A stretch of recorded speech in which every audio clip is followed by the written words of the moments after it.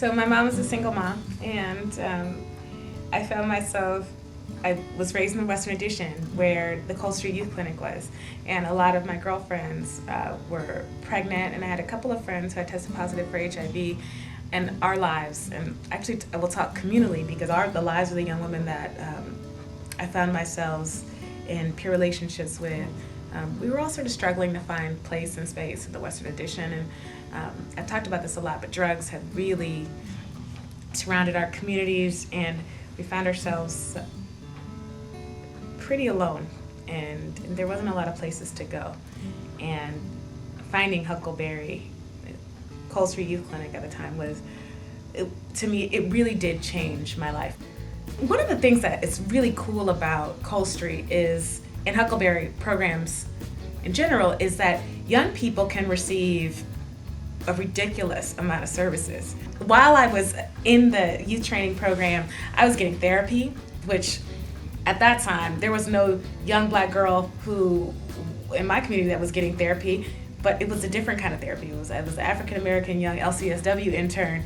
I got, and this is a lot for the camera, I got my first pap smear at Cole Street, and I just remember after it being done, the nurse told me, "Lateefah, this isn't scary, and every girl should have the right to have this kind of care." And the beautiful part of my history with Huckleberry Youth programs is, and I tell this all the time, I used to go to the clinic, and before I knew it was okay to just take, I used to go and steal condoms and then take them back to George Washington High School, where I went to school, and pass them out in the locker room. Yeah. And I remember getting caught one day, and Manu said, "You don't have to steal condoms. You can take this whole box if you want." And I remember taking a box of condoms to George Washington High School one day, and there were about 30 people who were surrounding me wanting the STD information and tools. And what made total sense for me at that moment was, well, Washington, we should just start providing condoms to young people. And little did I know that there was already a movement of a number of young people and the Board of Education and Huckleberry Youth programs to get condoms in schools. The youth development community, it's so important when we're bringing possibilities and opportunities to young people. They're not going to be young people forever. Mm-hmm. I'm a 33-year-old with a 14-year-old daughter. I would say to funders and individual donors, we should never discount, oh, this is just a service program for young people who need to get their stuff together. Huckleberry continues to open up possibilities for those young people who will, in fact, change the world. There's been a lot of talk around the Bay Area that there are too many youth programs, and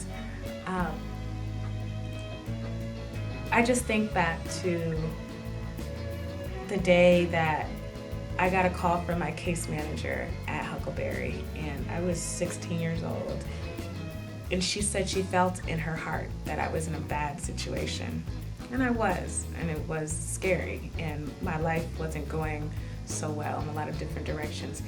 It wasn't a teacher, it wasn't a principal, at that time it wasn't a family member, it was someone from this program that still exists today. This program is still here, that had a politic that you get close enough to them so that you understand their strengths and their challenges. She knew my challenges, and I swear that intervention, there were many others, but that intervention saved my life.